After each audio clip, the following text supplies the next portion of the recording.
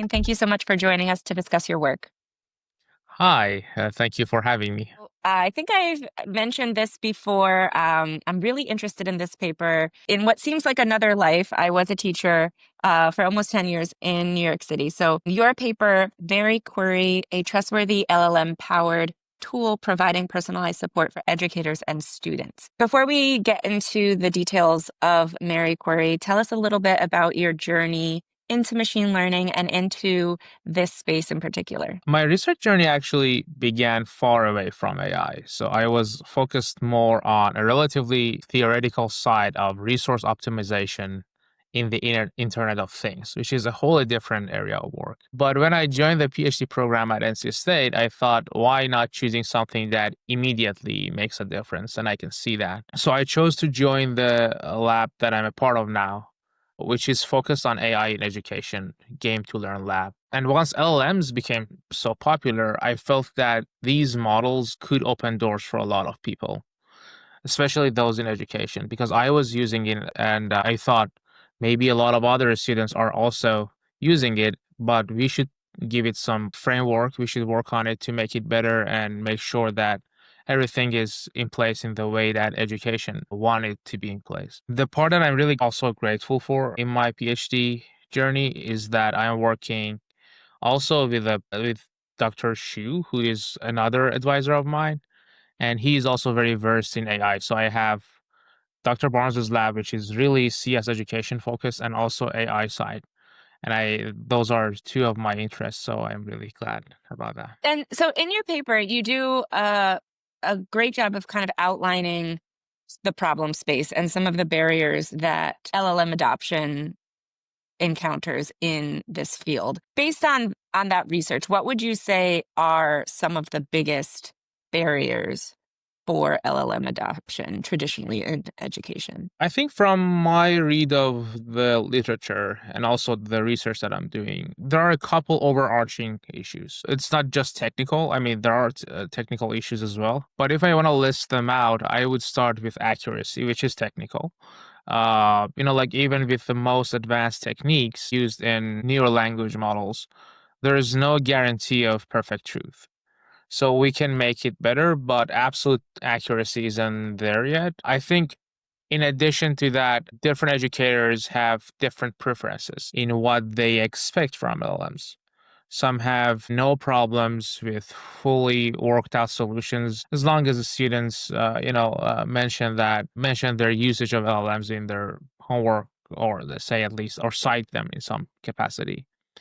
Others prefer, like teeny tiny hints, so students still have to kind of like struggle and learn on their own. I think in addition to that, oversight is another thing that educators cannot have with a lot of LLM tools, and whoever who is working in educational side of LLMs, I think, is trying to give educators a tool or a system that can show them some of the points the students are asking about and ensure kind of like academic integrity. There is another barrier that's often overlooked, I think, and that is gaining student attention, especially for a tool that may not have the design, the brand recognition, or like social buzz, like everything that more commercial tools have.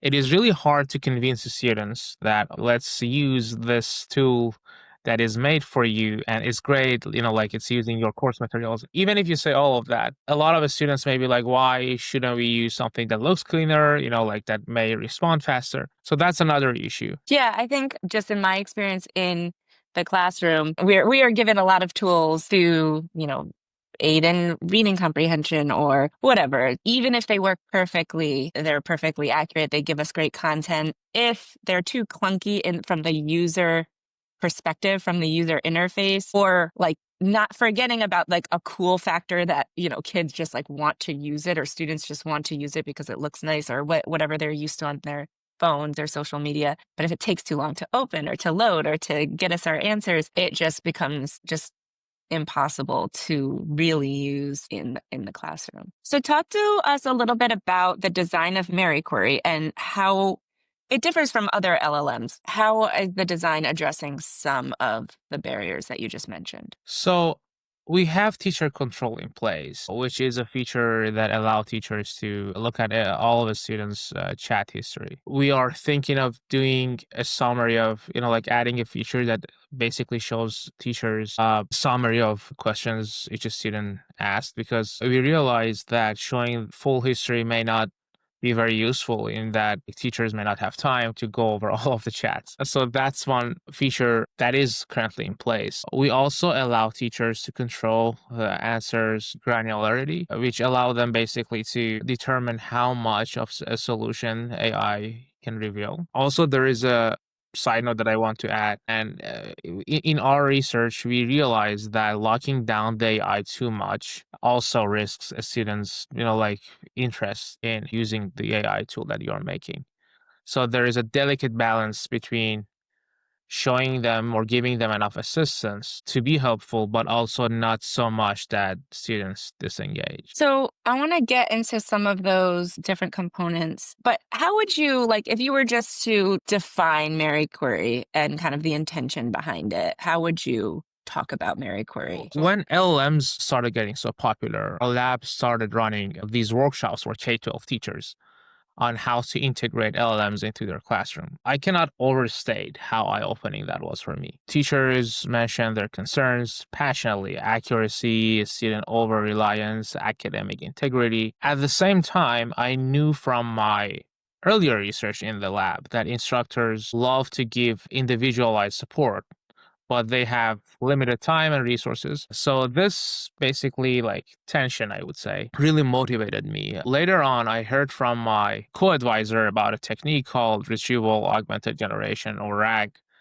which in simple terms is a method that anchors AI output in a user's body of information, like textbook or, lecture notes. So when I heard that, I was like, maybe we can use that technique to address teachers' concerns by providing more course specific, potentially less hallucinated responses. So I think in general, we want to have a tool that can help students learn better and teachers be more in control, and teach better. So that's the overarching goal of MerryQuery. Okay. And now the technical architecture, how have you designed it? So there are multiple components to MerryQuery. We have data ingestion and pre-processing, which is the part that teachers upload course materials. Since we were in collaboration with an introductory programming course instructor, we also needed to have a system that could, process tables, codes, and different things. So we also added multimodal processing system to MerryQuery.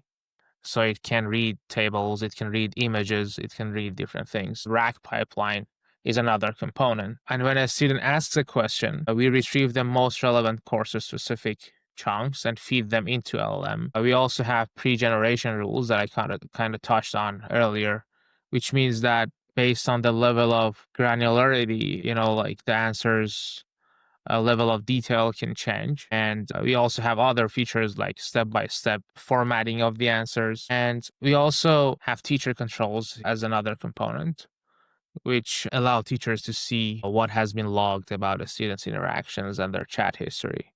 We also had in the past a component of post-generation content filters to ensure there is no inappropriate word or language in the response. But I think we still have that in a version that is being made for K-12 students. But one of my colleagues is working on that. But I think the version that was for collegial use, I don't think we are having that because it was adding some latency to the response generation. And we realized it's not as effective as we intended it to be for that specific settings. So, for the feedback, hints, and guidance that teachers can kind of control how much support or how little support the students get, can the difficulty level or the reading level of the responses be adjusted for different reading levels or grade levels or ability levels of students? Not in the current version. I think in the version that we deployed last semester, It was only the granularity of the responses. It was, like the level of solution that you would show in the answer. But that's something that we definitely have in our mind about like making, like using different levels of reading, types or like language and different things. So I think that's definitely a useful feature to add in the future, but not in the future, but not, I think at the moment we don't have that. And so MerryQuery as it stands right now, it's a tool that helps teachers help students, right? It'll let them ask questions about the material. The teachers upload their content. What are the thoughts on leveraging something like this to support from the other end, like content creation, lesson planning? Have you thought about what that could look like? Definitely. I think that's a very important feature that we definitely can add to MerryQuery, and we're thinking of it. I think there were a couple different suggestions by instructors that we talked to, and we are kind of trying to prioritize the ones that are like that seem most doable and also like most useful for their classroom deployment and usage. So one of the features that they mentioned was, like adding a system that gives them a summary of chats and also the detailed chats so that they can grade the chats. I think this is implemented in one of the other tools that is around called, I think, CS50. And like the teachers that we worked with also wanted that feature. I think it's a very good idea to not only grade the students' submissions, also, like grade their chat history to some extent and see like how their interactions look like. But for teachers, the specific uses and, as you mentioned, course planning or different things. I think there is this capacity to use MerryQuery, but we haven't done that yet. But I think it can be, there is a lot of potential in doing that. And I think we definitely are considering that. Yeah, I would love something. I was an English teacher, so we would read whatever book, and I would have loved something that helped me find like the supplemental material. So you don't just read a book for 53 minutes. Maybe you show a video or you look for music, because to your point, kids can disengage very quickly depending on what you're giving them. So scouring the internet for appropriate supplemental materials to kind of introduce different themes in a different way or discuss different things, that would be really helpful and such a time saver. So just food for thought. Yeah. So tell us about any experiments you did. I know that you elicited feedback from some instructors that were using it. What were their thoughts on it? It was very encouraging and really positive. The professor collaborating with us, Dr. Battistili, she really loved MerryQuery. And my analysis of survey responses also shows that students also liked MerryQuery and its features, like step-by-step structure of the responses, and also answers being grounded in course materials. So the feedback so far is great. We did a couple different rounds of tests and studies on MerryQuery. We did a feasibility testing last fall to make sure that, like the whole thing can work and it can basically tolerate the pressure of a lot of requests at the same time, like simultaneous processing. And we ran a larger test in the classroom with all of the students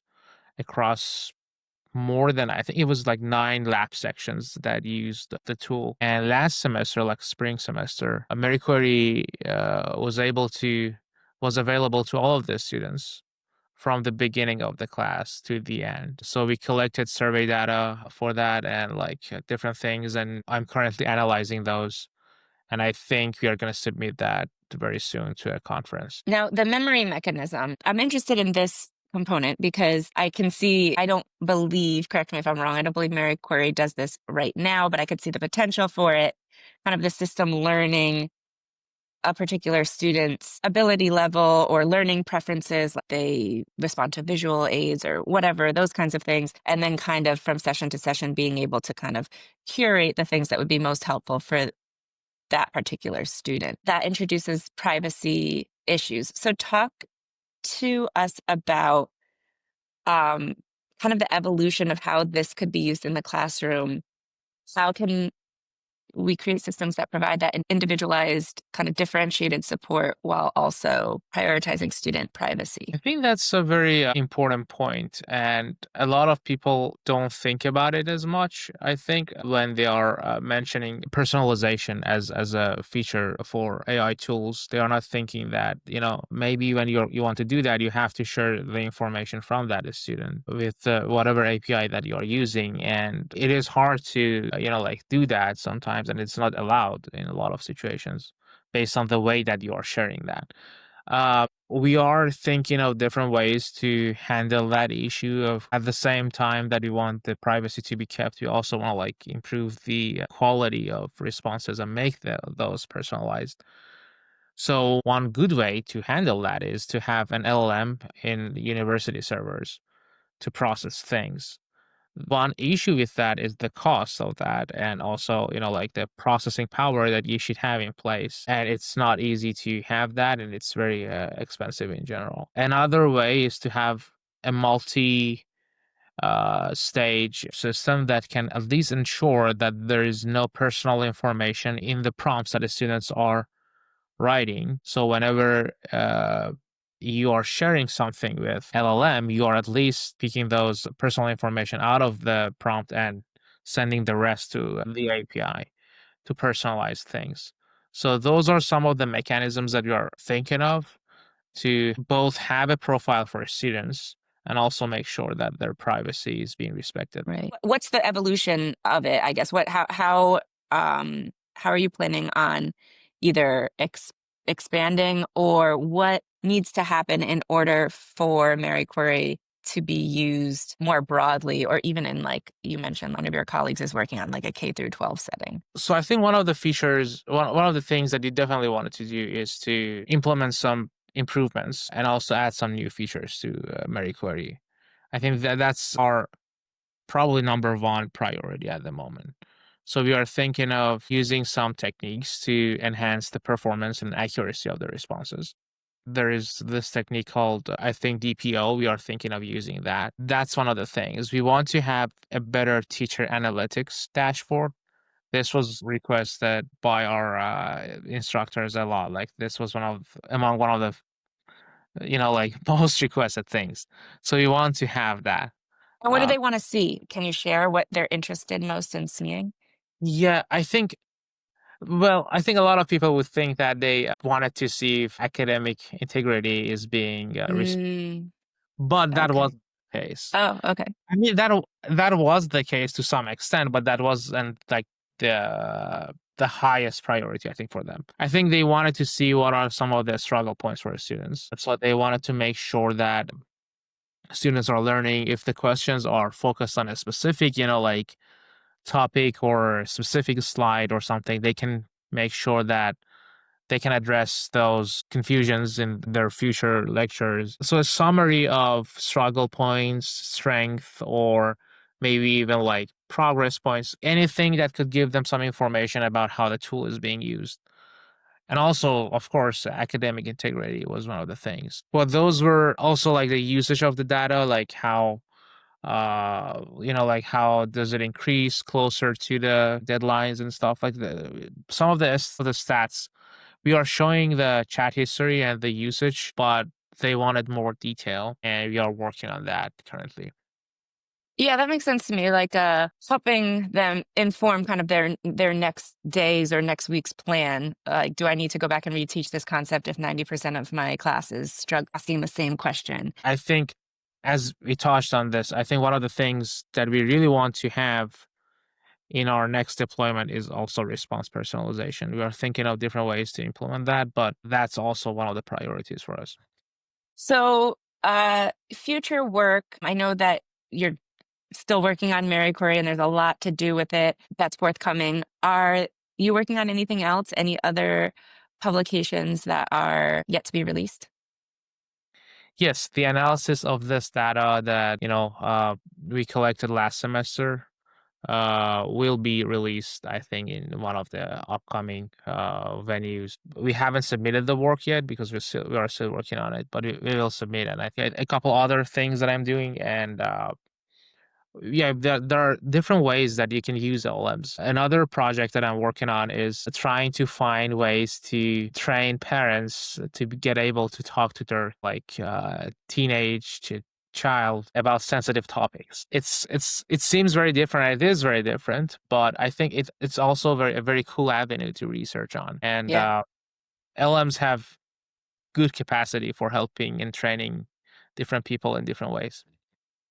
Yeah. Now, so one question I do have, I've been reading a lot about kind of the struggle that LLMs have with multi-turn conversation compared to potentially like agent frameworks that maybe have more innate capabilities to handle things like that. Did you, what has been your experience with multi-turn conversations in MerryQuery? How are you all handling that challenge? That was challenging, actually, because the first version that we made for MerryQuery in our lab was trying to do a very fancy job, like summarizing the conversation and then, like giving that back, adding that to the prompt that you would send to LLM so that it would know the history of questions. Because as you mentioned, LLMs are stateless. So they don't know your previous questions, like at least the APIs are stateless. They don't know your previous prompts. So what happens is that when you ask a new question, like they are gonna like answer that from scratch. Hmm. So we had to kind of like change our memory system because we realized that sometimes students' questions are not very clear. It's just a very short prompt of why, like that. Hmm. Right, Uh, right, or like really, like something, like they right. are they It's are having a joking. conversation, Yeah, right? and if you don't give the full, not the fullest context, but at least for the, like maybe last two exchanges or at least the most recent exchange, you need to have, I would say, full probably like exchange in the Hmm. text, in the prompt, so that LM knows what exactly a student is referring to. So I think in the deployment, I went over a couple questions, I went over different things, and I realized, yeah, this is very fancy and this is very cool that we are doing that for summarizing things. This is not gonna probably work as much as you want it to work. So we got back to, like adding more context to the prompts. But yeah, that's how we implemented the memory mechanism and like in general, like the handle the issue of multi-turn conversations. When you say adding more context to the prompt, is the system like eliciting from the student to try to kind of fill out the prompt? Is that what you mean? Or what it So the rack system has a prompt that will be sent with each, okay, like, so from internally. yeah, internally, exactly. Okay, okay, okay. And you add the previous exchanges to that. So there are different ways to do that. And one way is to, like summarize the previous conversations or the previous Hmm. exchanges and say, these are the previous exchanges. Like continue that. Or when you are getting this question, know that this is the history. But that summary is not useful if somebody asks just why, because, like we have talked about like five things. And Right. it is not easy for LM to understand what are you, like asking about. So that was another challenge that we had to tackle. And it's actually now working very well. Like we had to fine tune things and like make sure you're designing it well, but it worked pretty well. Yeah, very exciting. Awesome. Thank you, Benjamin, for your time and sharing more about MerryQuery. I'm excited to see the results, and we'll follow for when they're available. But yeah, thank you again. Thank you. Thank you for having me. It was very nice talking to you, and I really enjoyed this conversation.